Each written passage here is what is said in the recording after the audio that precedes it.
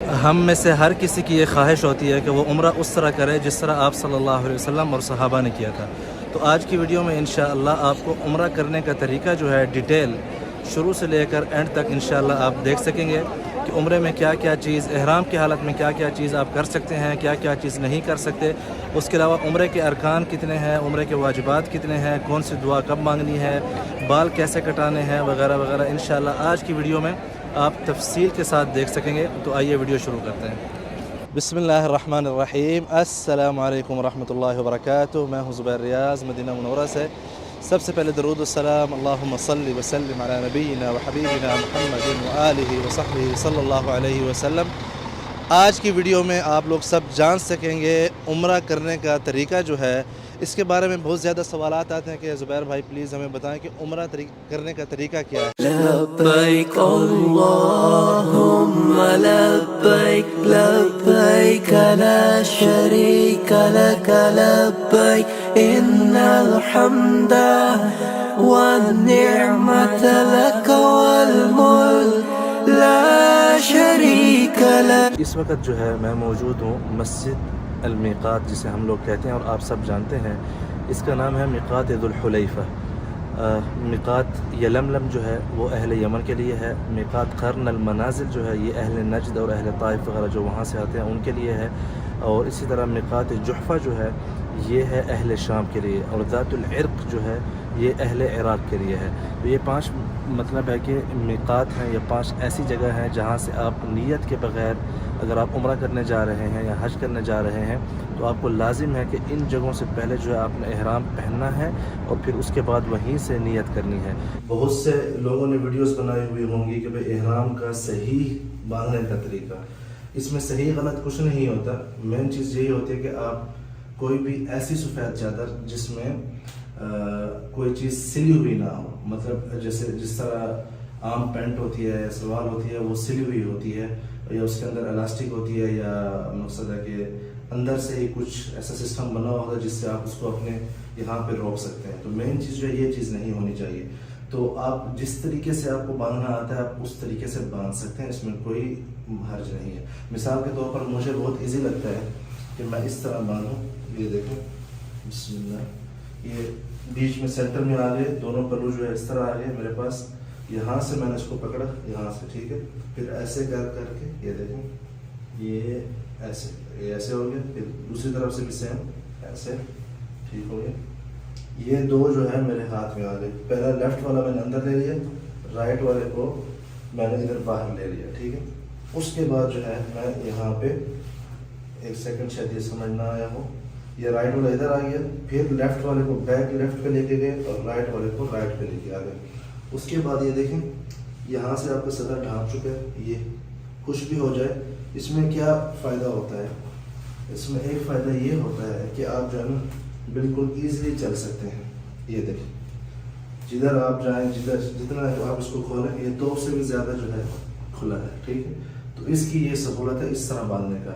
اور اس کے بعد جو دوسری چادر ہے آپ کی سفید، اس کو آپ نے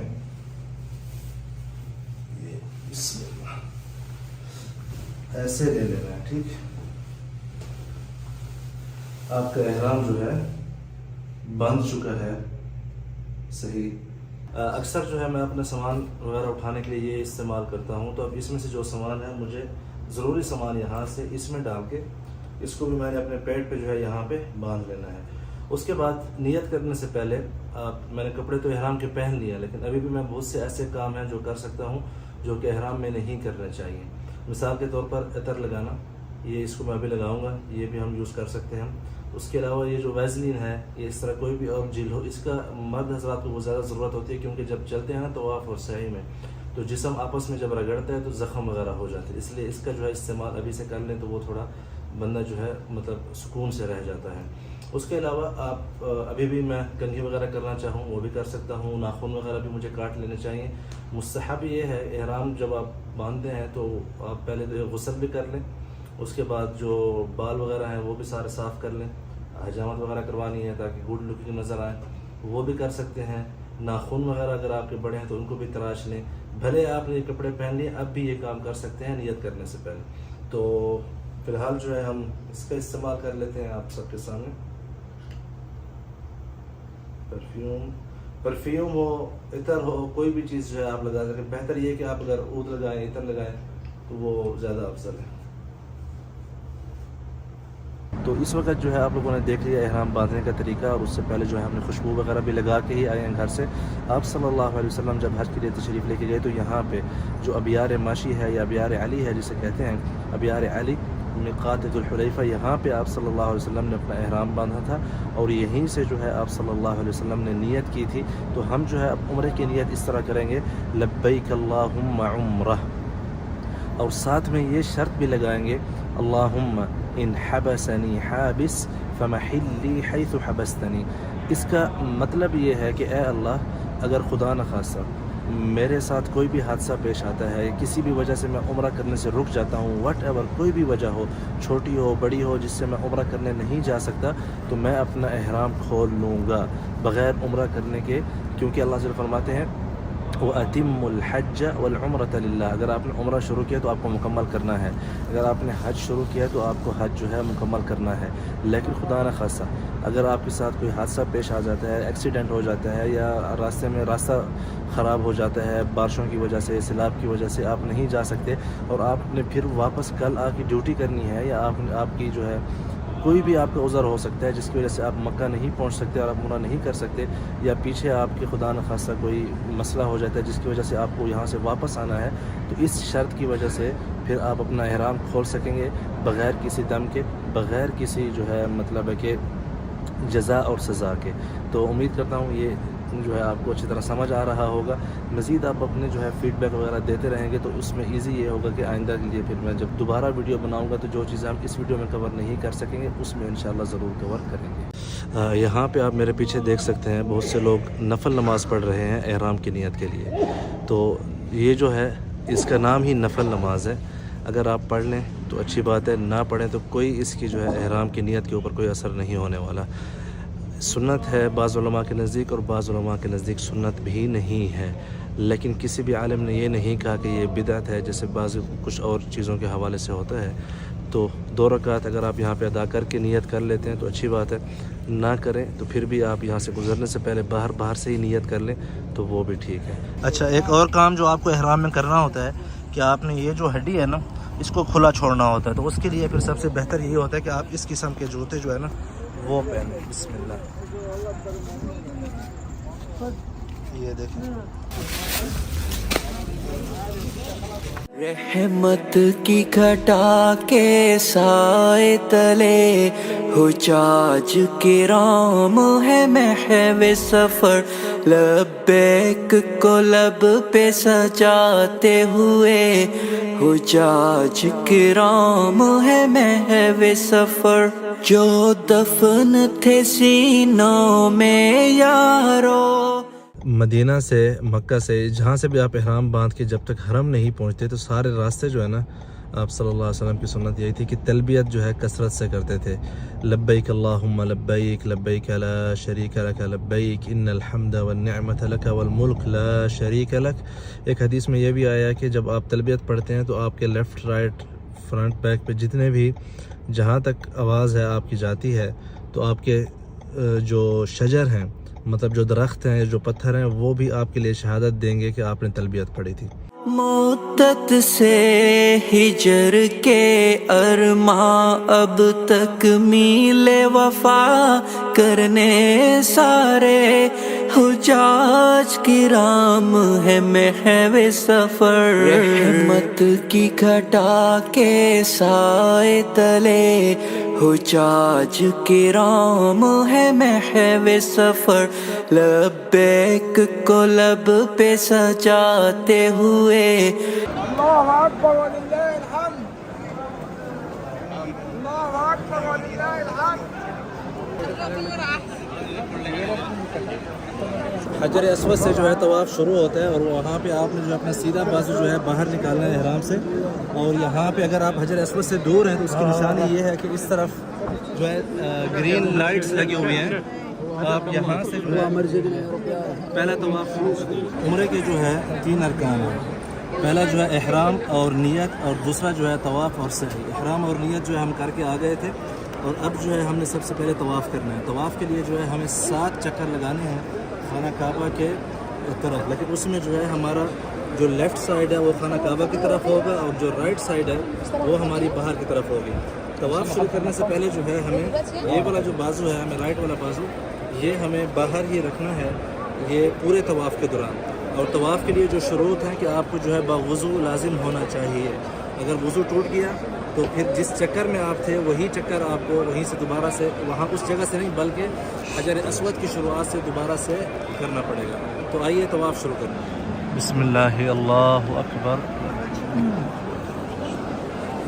حجاج کرام ہے محو سفر، جو دفن تھے سینوں میں یارو، مدت سے ہجر کے ارماں اب تک میل وفا کرنے سارے۔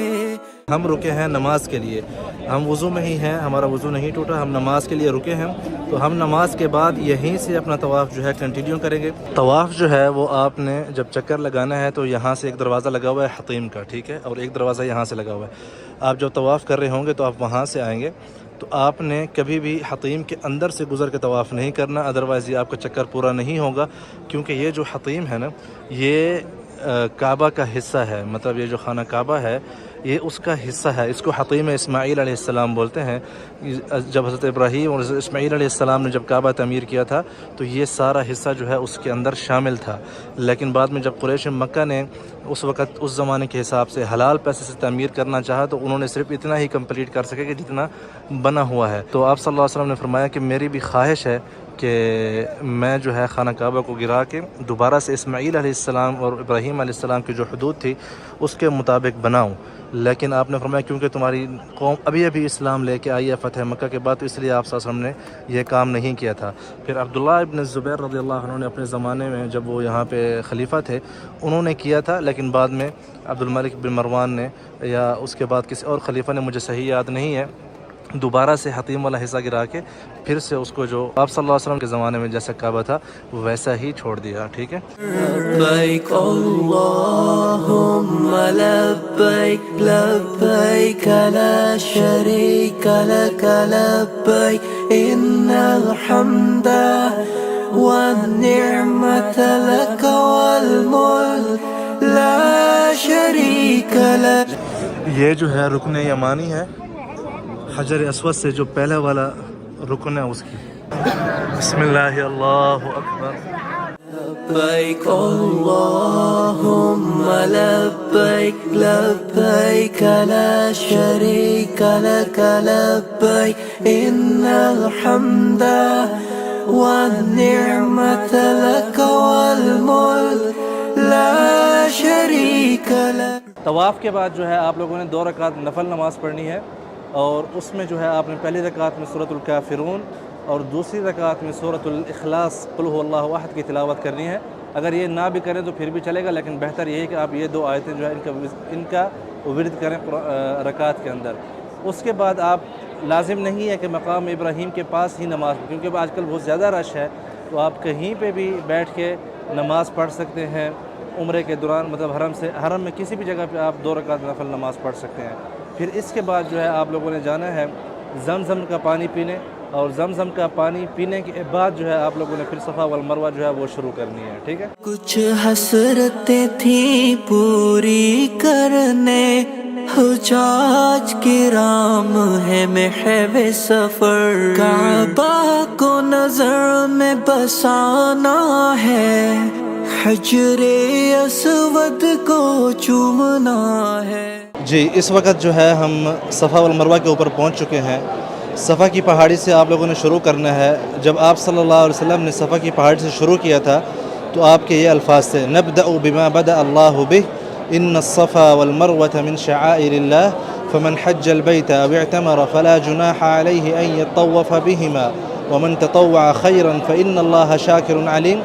اس کے بعد جو ہے آپ صلی اللہ علیہ وسلم نے جو دعا مانگی تھی یا جو کلمات پڑھے تھے، لا الہ الا اللہ وحدہ لا شریک لہ لہ الملک ولہ الحمد وہو علی کل شیء قدیر، لا الہ الا اللہ وحدہ انجز وعدہ ونصر عبدہ وہزم الاحزاب وحدہ. یہ جو چیزیں آپ صلی اللہ علیہ وسلم نے 3 مرتبہ جو ہے مکرر پڑھی تھی. اس کے بعد جو ہے آپ کے دل میں جو بھی دعا ہو آپ وہ دعا قبلے کی طرف رخ کر کے، جیسے اب ہم کھڑے ہیں ویسے ہی صفا کی پہاڑی کے اوپر کھڑے ہو کے دعا مانگنی ہے.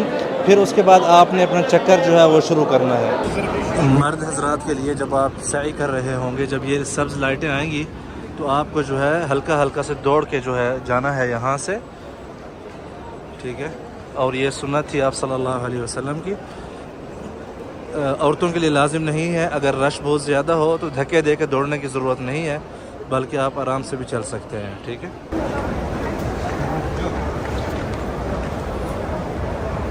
صفا والمروہ جو ہے اس کے چکر جس طرح ہم طواف میں جہاں سے شروع کرتے ہیں وہاں پہ اینڈ ہوتا ہے، ایسا نہیں ہے.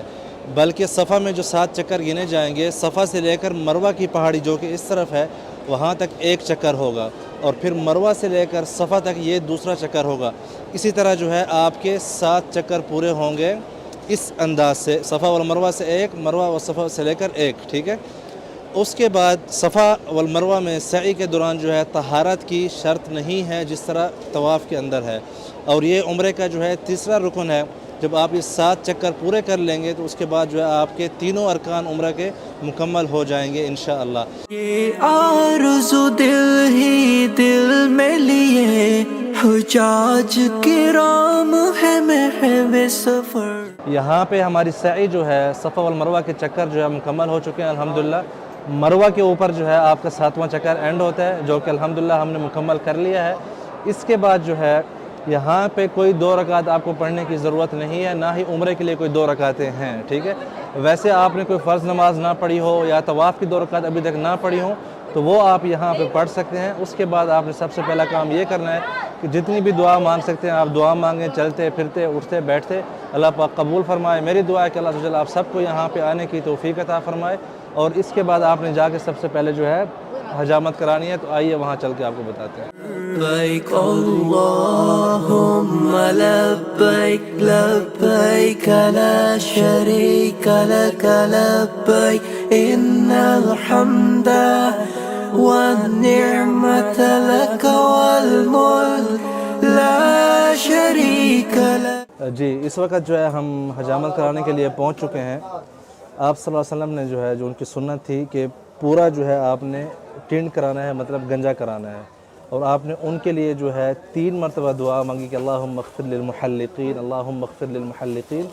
اور جو مقصرین ہیں مطلب جو تھوڑے تھوڑے بال کاٹتے ہیں ان کے لیے آپ نے 1 مرتبہ دعا فرمائی. اور جب آپ تھوڑے بال کاٹیں گے تو پھر بھی آپ کو سارے جسم کے جو ہے بال کاٹنے ہیں، نہ کہ ایک تھوڑے یہاں سے اور تھوڑے یہاں سے. یہ صحیح نہیں ہے، بلکہ پورے جو سر کے بال ہیں آپ کو چاروں طرف سے جو ہے اس کے تھوڑے تھوڑے بال کاٹنے ہیں.